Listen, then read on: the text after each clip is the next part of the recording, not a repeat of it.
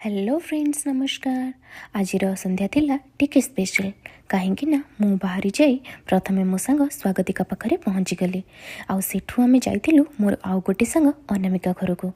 आउ सेठी पहुँची आमको वेलकम करिथिला हमर लिटिल चाम। आउ जेहेतु संध्यारे जाइछु तो खाइबा भी आम पाई रेडी हो जाइथिला। पूरा यम्मी आउ टेस्टी टेस्टी मटर चाट खाई आमे हो जाइथिलु बहुत खुशी। आउ जो काम पाई आमे सेठी एकाठी हेतिलु से कथा भूली जाई हमर गप स्टार्ट हो जाइथिला। से जहाँ भी हो काम मस्ती सब किछि ही बहुत भलसे कटिगला इवनिंगटा। देन आमे समस्त को बाय बाय करी सेठी बाहरी गलु। आ मु जो बस रे आसिली सेटा कम्प्लीटली खाली थिला तो खुशी खुशी आसी घरे पहुँची जाइथिली। आउ आसी फ्रेश ही सबु काम सारी देइथिली।